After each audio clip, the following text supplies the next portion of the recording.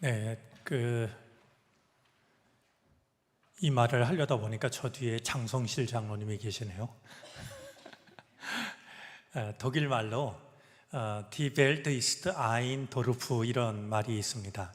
온 세상이 하나의 동네라는 그런 뜻인데요.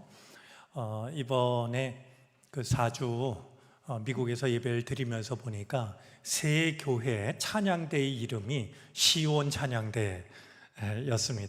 그래서 낯선 곳에서 예배를 드리지만 정론교회 우리 일부 찬양대 이름과 같다, 그런 마음이 들어서 친숙한 생각이 들었는데, 생각을 해보면 우리 정론교회 오후 예배에 드리는 임마누엘 찬양대가 사실 우리 교회 안에 있는 모든 찬양대 중에서 찬양대원도 제일 많다라고 여겨지고요, 또 제일 오랫동안 이렇게 찬양의 자리를 지키고 있다라는 그런 생각이 듭니다. 오늘 홍성자 권사님 기도해 주셨는데 제 미국 일정과 관련해서 한 가지 참 인상적인 일이 있었습니다. 저희가 플로리다 템파 교회에서 첫 번째 예배를 드리던 바로 그 시간이었는데, 말씀을 나누다 보니까 저 뒤가 아니라 이쪽 한쪽 편에 누군가 낯익은 얼굴이 보였습니다. 내가 저분을 어디서 봤지? 이제 그런 생각이 들었는데, 제가 연락받기로는 첫째 날이 아니라 둘째 날 혹시 시간이 되면 오신다라고 했던, 혹시 그분 아닐까라는 생각이었죠. 우리 홍성자 권사님 이종 사촌 동생?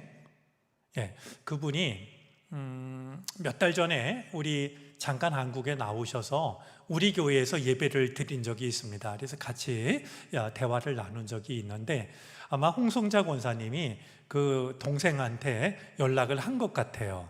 그래서 이제 예배에 참석을 하신 것이고, 예배 끝난 다음에 차 한잔을 하면서 이야기를 나눴는데, 사실 저희가 갔던 세 번째 그 교회가 플로리다 주에 있는 템파 교회였거든요.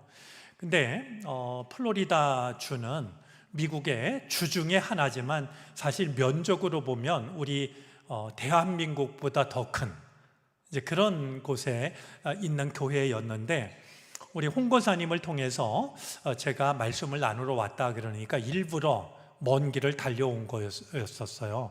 근데 그날 마침 큰 비가 내려가지고 그 사는 곳에서 예배를 드리는 곳까지 6시간이 걸렸다고 그러더라고요. 그러니까 정말 그 빗속을 뚫고 6시간을 달려왔다라는 얘기를 들으니까 마음이 뭉클했었습니다. 잊을 수 없는 만남이었는데, 마침 또 오늘 우리 홍성자 권사님이 대표 기도를 하셔서 더 그분의 방문이 마음에 이렇게 남고 떠올랐더랬습니다. 미국에서 사시는 우리 교민들이 신앙을 지키기 위해서 얼마나 많은 애를 쓰고 있는가라고 하는 것도 느낄 수 있는 대목이었는데요. 우리 임마누엘 찬양대, 변함없는 찬양, 주일 오후가 되면 사실 늘 그리웠었고요. 이제 돌아가면 예배 같이 드리면서 찬양 들을 수 있겠다 싶었는데, 한 달 만에 여러분들 찬양 들을 수 있어서 참 반갑고 고맙습니다. 자, 오늘 우리가 읽고 나눌 이야기는 저희가 주일날 오후에 동화 하나를 읽고 이야기를 나누고 있는데, 오늘 나눌 이야기는 항아리라는 제목의 동화입니다. 혹시 여러분들 중에 내가 오늘은 좀 동화를 내가 읽어볼게요, 마음 먹고 오신 분이 있으면 기회를 드리겠습니다. 누가 좀 읽어주시겠어요?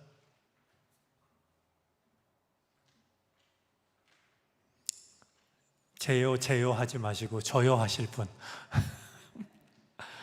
누가 좀 한번 우리를 대신해서 읽어주겠습니까?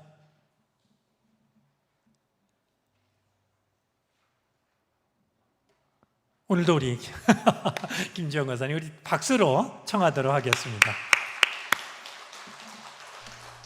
혹시 지금 동화 갖지 못하신 분 있으면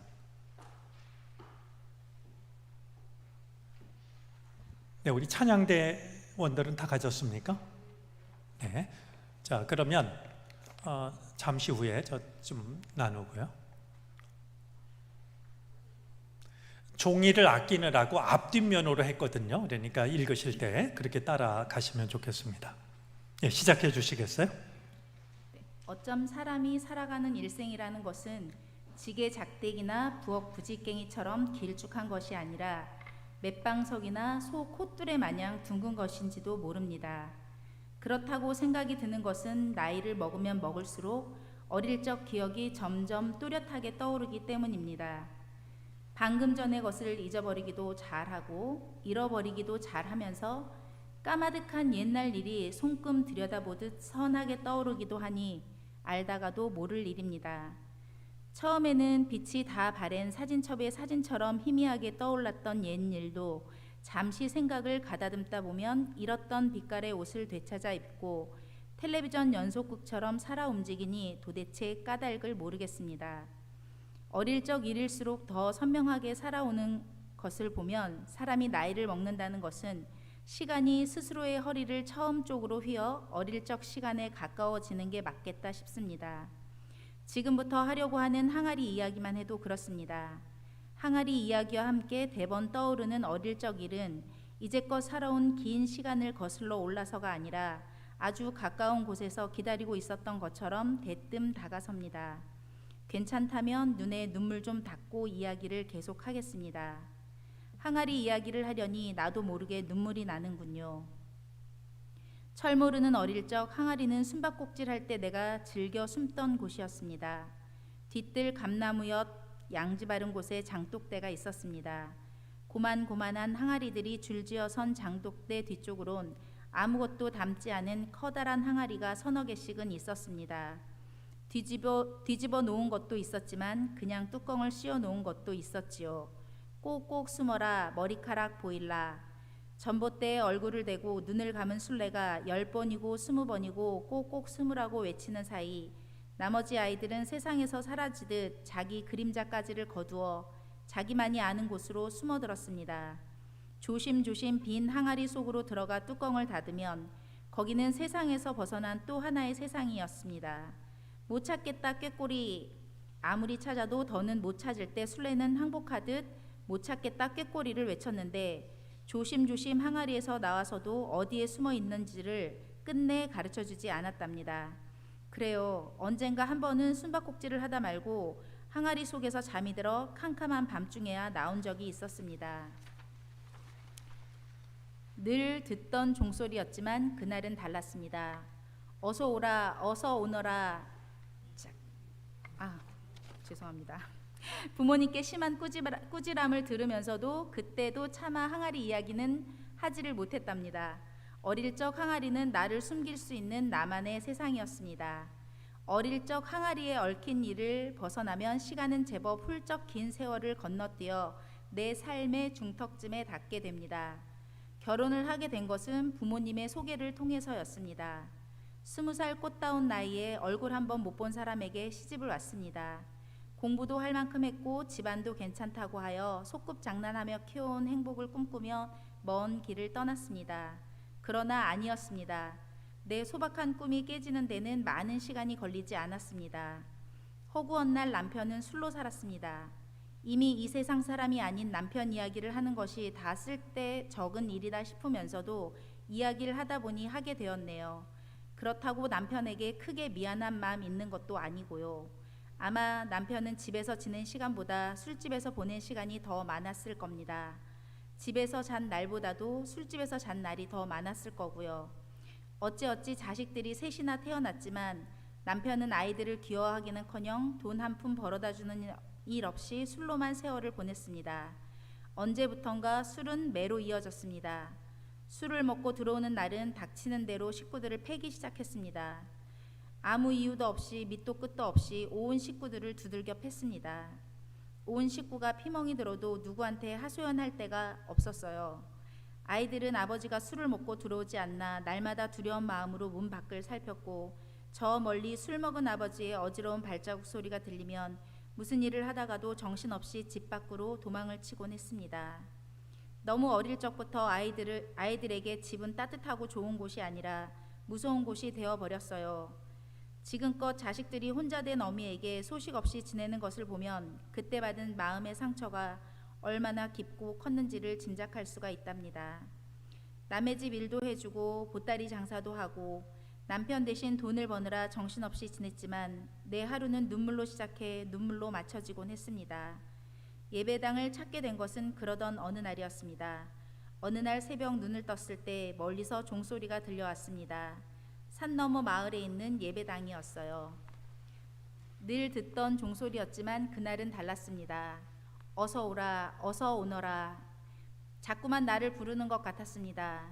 종소리가 인자한 목소리로 들려왔습니다. 그날 새벽 나는 끌리듯 종소리를 따라 예배당으로 갔습니다. 예배당에 가니 좋은 게 많았습니다. 하나님을 아버지라 부르는 것도 좋았고 마음껏 울며 기도할 수 있다는 것도 그렇게 좋을 수가 없었습니다. 새벽마다 예배당을 찾아갔습니다. 하나님 아버지, 그러기만 해도 어느새 나는 눈물이 되곤 했습니다. 세상에 무엇 하나 의지할 데 없던 내가 하나님을 아버지로 부를 때 내게는 오래전에 막혀버린 숨구멍이 다시 터지는 것 같았습니다.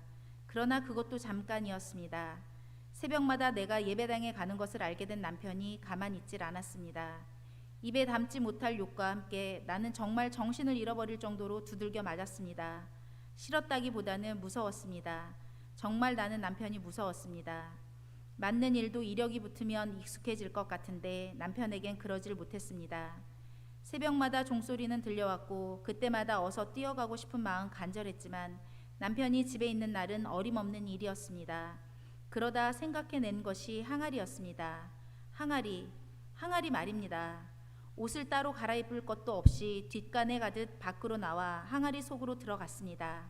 어릴 적 숨바꼭질할 때 숨었던 항아리. 어릴 적 그랬듯이 항아리는 세상에서 나를 숨겨주는 또 하나의 세상이었습니다. 항아리 뚜껑을 닫으며 나 혼자뿐이었습니다.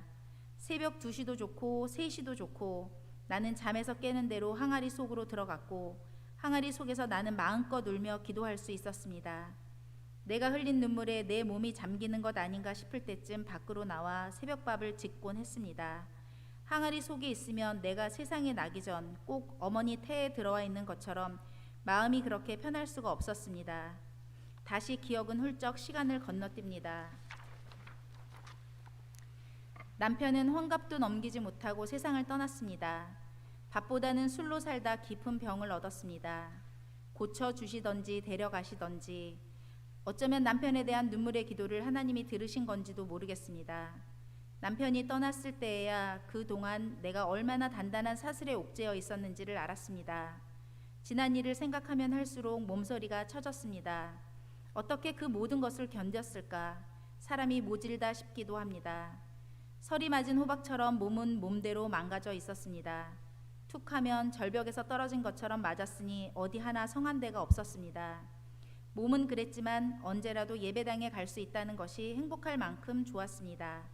아픈 몸을 이끌고 찾아가는 예배당이지만 눈치 볼 것 없이 맘 놓고 기도할 수 있다는 것이 전엔 몰랐던 기쁨이었습니다. 그러던 어느 날이었습니다. 새벽이었습니다. 늘 그랬던 대로 잠에서 깨는 대로 어두운 길을 걸어 예배당을 찾아 무릎을 꿇어 엎드렸는데 그때 이상한 일이 일어났습니다. 기도를 드리고 있는데 누군가가 나를 폭 감싸 안으며 온 몸을 고루고루 어루만지는 것 같았습니다. 무언지 알 수 없는 따뜻한 손길이었습니다. 그때 내 몸이 조금씩 그러다가는 불처럼 뜨거워져 갔습니다. 나중에는 뜨거운 물을 뒤집어 쓴 것처럼 견딜 수가 없었습니다. 어디론가 깊이 빠져드는 것 같았는데 이상하게도 마음은 한없이 편했습니다. 그런데 이게 어찌된 일인지요? 한참 후에 눈을 떴을 때 나는 바람처럼 가벼워져 있었습니다. 몸과 마음 어디 하나 아픈 데가 없어 마치 내가 갓난아기로 다시 태어난 것만 같았습니다. 나는 압니다. 그날 나를 안아주셨던 분은 하나님이셨습니다. 하나님이 나를 꼭 끌어안아 고쳐주신 것이지요. 아, 항아리. 하나님은 내 항아리였습니다.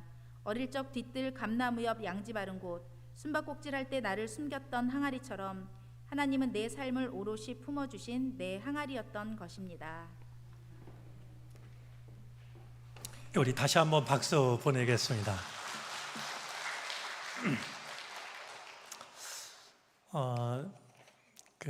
오래전에 썼던 동화인데요. 항아리라는 제목입니다. 요새 항아리 보기 힘들죠? 제가 단강에서 목회할 때 사실 항아리를 좀 모으고 싶었습니다. 왜냐하면 농사 짓는 게 뭘 농사 지어야 할지 알지를 못하는 상황이 그렇게 됐습니다. 그래서 제가 예를 들면 제주도에 당근이 풍년이 들면 제가 목회하던 단강 마을에는 당근을 그냥 갈아엎어야 했습니다.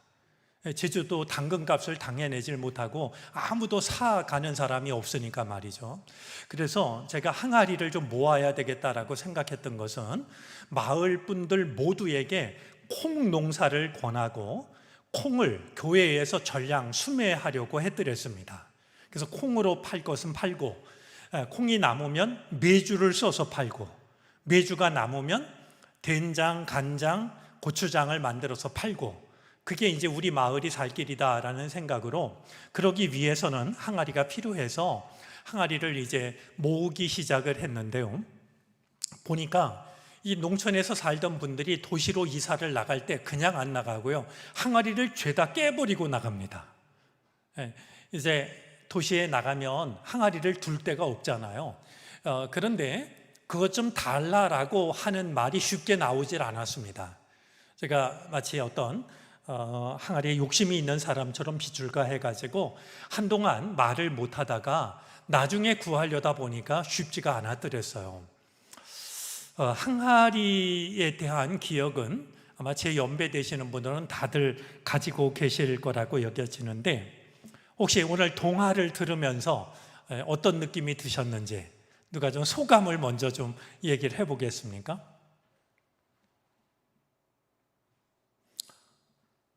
우리 김지현 집사님 먼저. 권사님, 우리 그 항아리라는 동화를 읽으니까 어떤 생각이었어요? 네?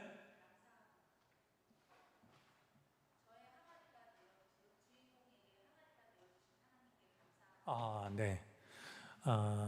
항아리가 되어주신 하나님께 감사한 마음이 들었다라는 이 글을 읽은 사람의 소감이었는데, 우리 몇 가지만 좀 한번 이야기를 나눠보도록 그렇게 하겠습니다. 오늘 이 항아리에 대한 이야기는 술래잡기로부터 시작이 됩니다. 실제로 항아리 속에 들어가서 술래잡기 해보신 분 계십니까? 술래잡기 할 때 정말 항아리 속에 들어가 숨었던. 뒤에. 네. 김현희 권사님 실제로 숨어보셨어요? 예전의 항아리는 사실 엄청 컸습니다. 그렇죠? 이게 항아리에 김장하는 게 겨울 양식이었기 때문에 말이죠. 이렇게 큰 항아리가 다 있나 싶은 그런 항아리가 있었는데, 아마 오늘 이 이야기 속의 주인공도 술래잡기를 할 때 끝까지 안 가르쳐준, 내가 어디에 숨었는지 안 가르쳐준 곳이 항아리였다라고 하는 것은 어린 아이에게 있어 항아리는 그만큼 충분히 큰 숨을 만한 곳이었다라는 생각이 드는데, 한번 기억을 더듬어 보시겠어요?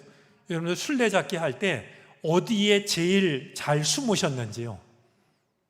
술래잡기 할 때 여러분들이 제일 잘 숨었던, 그래서 술래가 찾지 못했던 곳이 있다면 어디였습니까? 어디? 마루 밑. 못에 찔려서 머리 많이 다치지 않았어요? 마루 밑으로 기어 들어가다가. 마루 밑. 또 어디 있었습니까? 술래잡기 할 때 여러분이 즐겨 숨었던 곳. 응? 어디? 장롱안. 네. 술래잡기 하다 집으로 뛰들어왔다는 얘기인데. 예? 볏집, 볏단 싸놓은, 네, 그죠? 콩단, 볏단, 뭐 그 속에 정말 잘 숨어 들어갔죠. 또 어디 생각나는 데 있습니까? 여러분들 많이 숨었던 기가 막힌 곳. 어디? 굴뚝이요? 아니, 산타도 아니고 어떻게 굴뚝 속으로.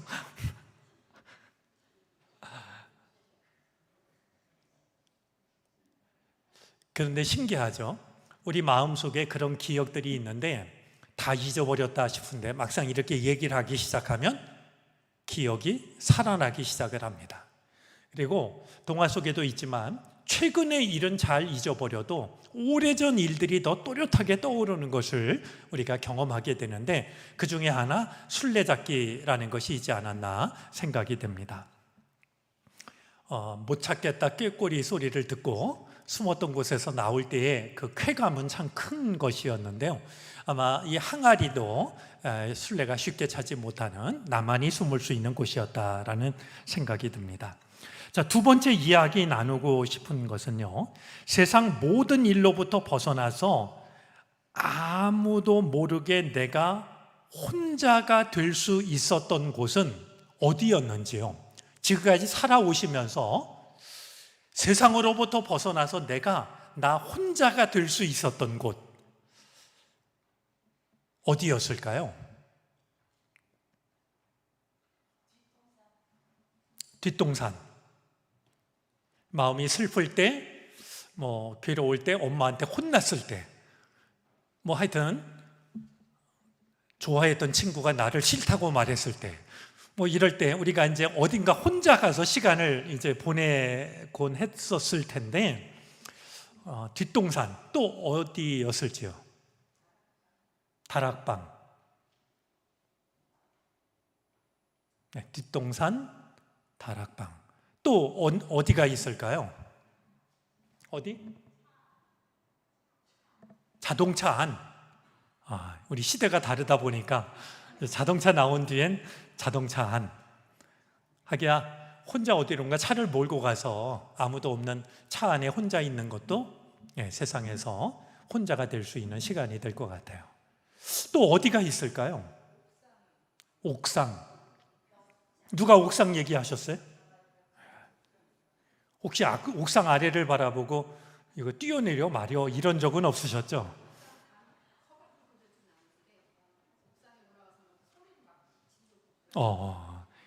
네. 홍모사님이 그랬다니까 실감이 잘 안 나긴 하는데요. 옥상 위에 올라가서 막 소리를 지르셨답니다. 또 내가 가장 힘들 때, 가장 슬플 때, 외로울 때 혼자 찾아갈 수 있었던 곳이 어디였을지요? 네? 큰 바위, 고향에 있는 큰 바위. 맞아요? 큰 바위라고 그러시는 거예요, 김영창 권사님? 바위 틈. 그런 곳이 있었어요? 네. 정말 그런 곳은 아무도 모를 만한 곳이겠네요. 내 마음이 괴로울 때, 힘들 때 내가 이렇게 좀 혼자가 될 수 있는, 과연 오늘 이 이야기 속의 주인공은 항아리였는데요. 나의 항아리는 어디였을까 한번 돌아보고 싶었습니다. 자, 여러분들 오늘 동화를 대하면서 하나님의 따뜻한 손이 나를 꼭 안아주시는 것 같은 경험을 했는지요? 그러니까 오늘 지금 이야기 속의 주인공이 정말 온몸이 이제 망가져가지고 남편한테 하도 두들겨 맞아가지고, 근데 남편은 세상을 떠나고 이제 혼자 마음껏 예배당에 갈 수 있었고, 새벽에 기도를 드리는데 누가 나를 꼭 끌어안아 주는 것 같은, 그리고 온몸이 뜨거워지는, 그리고 그 시간이 지난 뒤에 내가 갓난 아기처럼 새로워지는 경험을 하는데요. 하나님이 나를 그렇게 꼭 끌어안아 주시는 것 같은 경험을 하신 적이 있는지, 했다면 언제였는지 좀 간증 삼아 한번 누가 얘기를 해 주시겠습니까?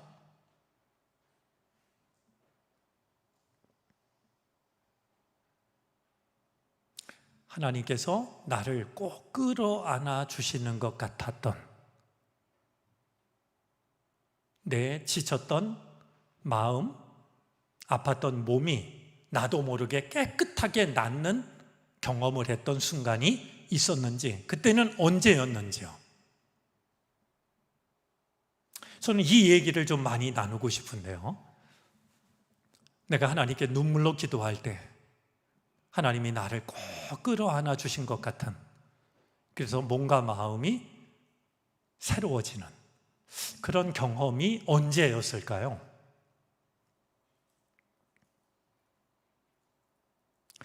너무 많아서 생각하시느라고 얘기를 못 하십니까? 없어서 얘기를 못 하시는지요? 예? 예. 우리 나오셔서 얘기해도 괜찮아요. 거기서 얘기하시면 안 들릴 것 같아서.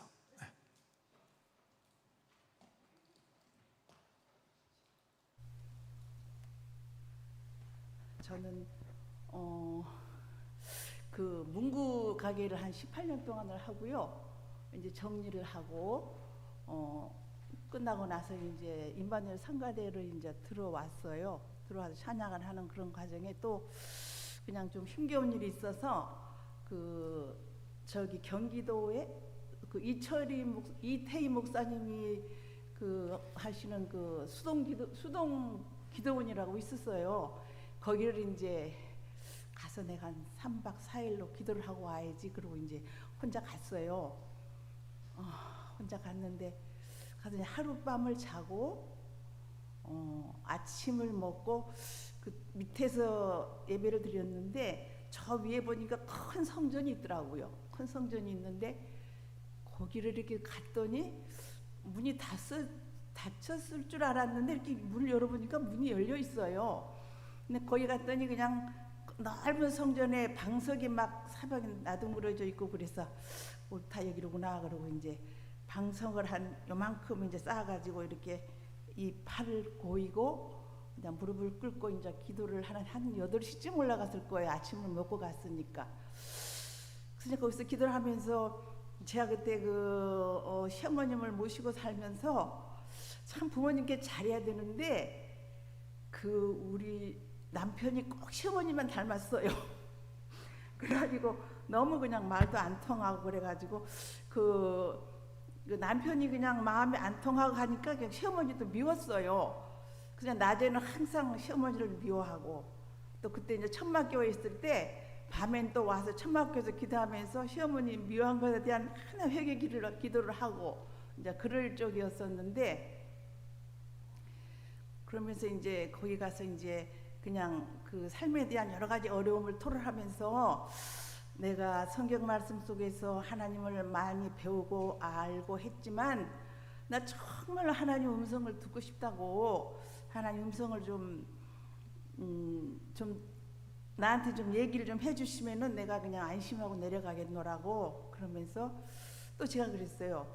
하나님 내가 가정주부인데 여기서 마냥 있을 수만 없고 또 여기 있는 동안에 하나님께서 저한테 무슨 말씀을 한마디만 해주시라고 그리고 이제 그냥 기도를 했는데 11시 되면 저 밑에 예배실로 내려가야 되는데 제가 내려갈 생각도 안 하고 계속해서 그냥 나 자신을 뭐 회개하고 통회하며 뭐 슬픈 마음 이런 마음을 막 기도를만 8시 넘어서 갔으니까 한 뭐 3시간 가까이 된 것 같았어요. 그래서 이제 일단 나를 만나 주셔야지 내가 내려가겠노라고 그랬는데 벼랑간에 그냥 주 예수와 동행하니 그 어디나 하늘나라 그런 이제 찬송을 제가 이제 부르게 되더라고요.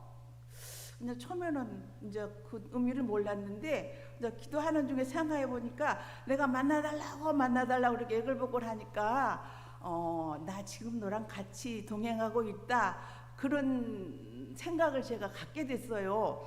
그래가지고 이게 하나님의 응답이다 이렇게 생각하고 이제 눈물을 거두고 밑에 예배실로 이제 내려왔더니 제가 아무한테 얘기 안 하고 그때 우리 떠나가신 김순희 권사님한테만 내가 지금 기도원에 갔다 올게요 권사님 그러고 갔는데 이제 권사님이 나를 마중을 나오셨더라고요. 혼자 갔으니까 좀 나를 위로해 주겠노라 이렇게 이제 그 예배실에 좀 늦게 들어갔더니 김순희 권사님이 이제 앉아 있어서 권사님 만나서 또 은혜 받은 얘기를 하다 보니까 하룻밤 더 자고 와야 되는데 그냥 은혜가 떨어지더라고요. 그래서 그냥 이틀만 자고 이제 내려왔는데 그 넓은 뭐 3,000명이 모였다는 그 성전에서 제가 그렇게 한 2시간 넘게 울며울며 기도했을 때 나를 만나 주시라고 그렇게 그랬을 때 주 예수와 동행하니 그 뒤는 하늘나라 그런 거 찬송을 부르게 돼서 이것이 난 너랑 함께 있어라는 그런 음성으로 제가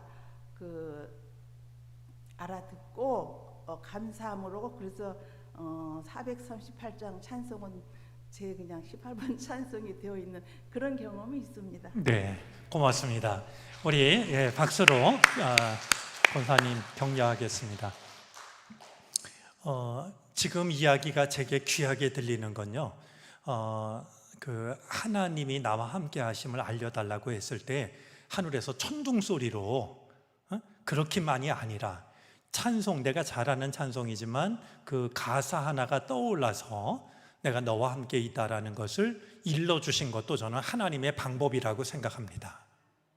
프레드릭 뷔크너 목사님께서 이런 얘기를 하신 적이 있어요. 하나님이 하나님을 믿지 않는 세상 사람들을 위해서 밤하늘의 별들을 한 군데로 막아지고 나는 하나님이다, 하늘에 있는 별들을 마서 굵게 말이죠, I am God 이렇게 글씨를 쓰면 사람들이 하나님을 믿지 않을까? 그것도 믿지 않으면 나는 살아있다 이런 글씨를 쓰면, 그것도 안 믿으면 그게 그냥 반짝반짝 빛나면서 웅장한 음악 소리가 들리게 하면 사람들이 하나님을 믿지 않을까? 근데 왜 하나님은 그렇게 하지 않는 것일까? 하나님은 우리를 특별한 방법으로 찾아오시는 게 아니라 일상의 평범한 모습으로 찾아오신다는 것을 가르쳐 주시기 위해서 그런 방법을 택하지 않으셨다, 이런 이야기를 들려주거든요. 그런 점에서 어떤 신비한 경험만이 아니라 우리 생활 속에서 얼마든지 평범한 경험을 통해서도 하나님은 우리에게 말씀을 하실 겁니다. 자, 또 누가 좀 내가 만났던 그 하나님이 나를 꼭 끌어안아 주는 것 같은 그런 은혜를 경험했던 순간이 있었다면 언제였을까요?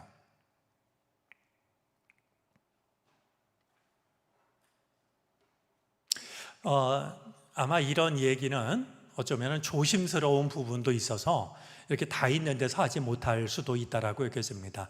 여러분들이 서로 속해든 아니면 개인적으로 만났을 때든 정말 내 속을 있는 그대로 다 이야기할 수 있는 그런 만남이 허락되면 내가 살아오면서 가장 힘들었을 때, 삶을 포기하고 싶었을 때, 그때 내가 혼자 어디에 있었는지, 그런 나를 하나님은 어떻게 찾아와 주셨는지, 나의 항아리가 하나님이라는 사실을 나는 어떻게 깨달았는지, 이런 것을 서로 좀 이야기를 나눠도 좋겠다라는 생각을 갖습니다. 한 가지 이번 미국을 다녀오면서 제게 참 고마웠던 시간이 있었는데요, LA에서 마지막 집회를 마치고 그날 오후에 저희 두 사람이 막내 조카 집으로 가서 거기서 두 밤을 자고 이제 한국으로 돌아왔습니다. 그 조카들 큰 누님 같이 가서 이제 그 한 집에서 이제 시간을 보냈는데요. 그 막내 조카가 이제 떠나기 마지막 밤, 그때 제가 그래도 우리 가족들끼리 예배를 드리자라고 이야기를 하자, 잠깐만요 삼촌, 그러면서 어딘가에 가서 뭔가를 하나 가져왔는데 뭐였냐 하면 성경책이었어요. 이 성경책을 가져와서 저한테는 큰 누님이죠. 이제 막내 조카로서는 엄마가 자기한테 선물로 준 성경이라고 하면서 성경책을 가져왔는데요, 제가 깜짝 놀랐습니다. 그 성경책 이 안쪽에 쓰여진 그 성경책을 여니까 글씨가 있었는데요, 1984년도에 큰 누님이 미국으로 이민을 갈 때 저희 가족이 내가 어디로 가든지 두려워하지 말라라고 하는 이사야서 말씀과 함께 하나님의 은혜 안에서 늘 건강하고 평안하기를 바란다라고 인사말을 써서 준 성경책이었어요. 요새는 제가 글씨를 훨씬 더 못 써서 거기에 써 있는 글씨를 보니까 누가 썼는지 꽤 잘 썼더라고요. 그래서 못 알아봤는데 가만히 생각하니까 제 글씨였어요. 가족을 대표해서 큰 누님 정말 큰 누님이 일찍 혼자가 되셨어요. 그래서 이제 혼자 된 삶을 이 한국에서 사는 것보다 좀 도전하듯이 미국으로 건너가셨는데, 정말 아무 뭐 돌봐줄 사람도 없는 그런 미국으로 가니까 어린 제게도 그게 얼마나 마음에 걸렸을까 싶은데요. 이제 가서 그 책을, 성경책을 말이죠, 보니까 곳곳에 이렇게 밑줄이 그어져 있는, 이렇게 세로로 된 성경책인데요, 성경책 곳곳에 밑줄이 그어져 있는 걸 보면서 제가 뭉클했던 것은, 큰 누님이 그 미국에 정말 혼자 건너가셔서 힘들고 어려울 때가 얼마나 많았을까 얘기를 하시는데, 그 조카 아이가 차비가 없어서 먼 길을 걸어왔던 얘기며 뭐 이런 힘들고 어려웠던 얘기를 한참 하시더라고요. 근데 그런 시간을 보내면서 큰 누님은 하나님의 말씀을 붙잡았던 거고, 그렇게 당신을 지켜줬던 그 성경책을 이제 사랑하는 막내 아들에게 신앙의 유산을 물려주듯이 물려줬던 것이었어요. 막내 그 조카가 제게 부탁을 해서 이제 성경 한쪽 갈피에 이제 84년도에 떠날 때 적었던 글이 있고, 저 맨 뒤에다가 삼촌이 다시 한번 글을 써주세요. 그래가지고 제가 다시 그 마음이 담긴 인사말을 적어 놓고 돌아왔는데요. 우리를 품어 안아주시는 하나님 중에는 지금 이야기하셨던 것처럼 때로는 찬송가 가사로도 얼마든지 우리를 위로해 주실 수 있고, 때로는 성경책에 기록된 주님의 말씀 한마디로도 얼마든지 우리를 품어주시는 그런 은혜를 허락해 주실 수 있다라고 생각을 합니다. 우리가 그런 마음으로 내가 혼자가 될 때, 정말 더 이상 살아갈 힘이 내게 남아있지 않을 때, 그때 나를 항아리처럼 품어주시고, 또 이 기도할 때 그를 꼭 끌어안아 주셔서 몸의 병도 마음의 병도 깨끗하게 고쳐주셨던 이런 은혜가 하나님의 말씀을 통해서도 얼마든지 나타날 수 있을 거라고 여겨집니다. 이런 은혜를 우리가 때마다 누릴 수 있었으면 좋겠고요. 오늘 마음에는 떠올랐지만 이야기하지 못한 분들은 서로 이야기를 할 때, 사실 내가 가장 힘들고 어려운 순간이 있었어, 그때 하나님은 나를 이렇게 붙잡아 주셨어, 그런 이야기들을 좀 뜨거운 마음으로 서로 이야기를 나누셔도 좋을 것 같습니다. 우리 이사야서 49장 14절 15절 말씀 다시 한번 보겠습니다. 오직 시온이 이르기를 여호와께서 나를 버리시며 주께서 나를 잊으셨다 하였거니와. 여러분, 지금 이 말을 누가 하고 있는 거냐 하면 바벨론의 포로로 끌려간 이스라엘 백성들이 하고 있는 겁니다. 우리 이사야 다시 한번 떠올려 보실까요? 제1 이사야서는 1장으로부터 39장까지가 제1 이사야서인데 나라를 빼앗기기 직전까지의 상황입니다.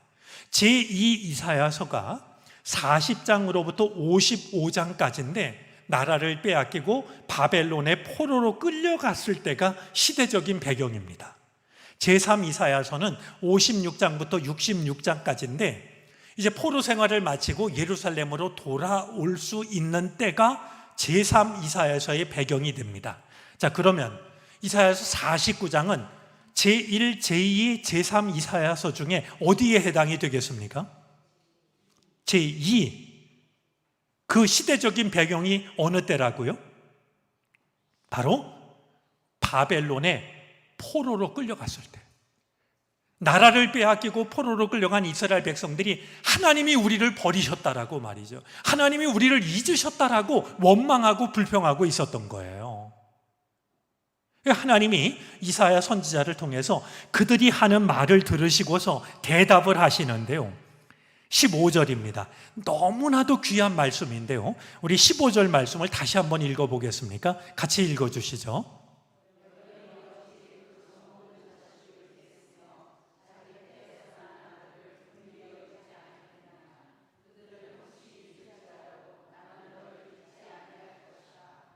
아멘.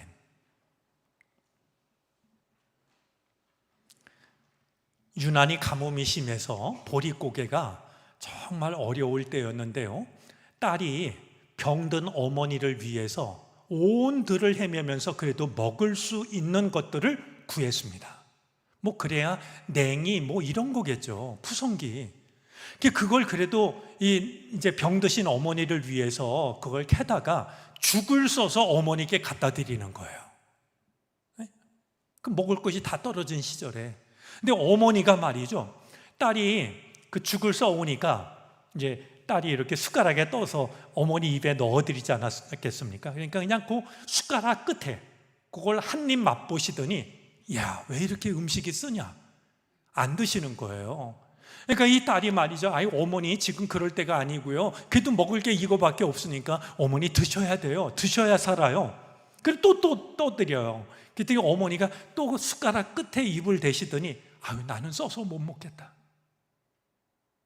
결국 그 죽을 딸이 먹었어요. 딸은 몰랐어요.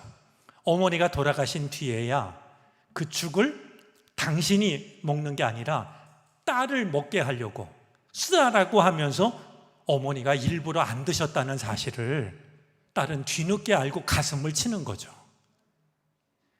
우리 49장 15절 말씀이 바로 그런 말씀 아니겠어요? 여인이 어찌 그 젖먹는 자식을 잊겠으며 자기 태에서 난 아들을 불쌍히 여기지 않겠느냐. 그런데 설령 세상에 그런 일이 있다 할지라도 나는 너를 잊지 아니할 것이라. 그런 일이 세상에 있을 수 없지만 혹시라도 세상에서 아기 엄마가 자기 자식을 잊어버리는 일이 있다 할지라도 나는 너희를 잊지 아니할 것이라고, 이렇게 하나님이 우리를 버리셨다라고 원망하고 불평하고 있는 백성들에게 하나님께서 말씀을 하고 계신 겁니다. 자, 오늘 우리 동화의 제목이 항아리인데요. 하나님은 나를 품어주시는 사랑의 항아리이시다.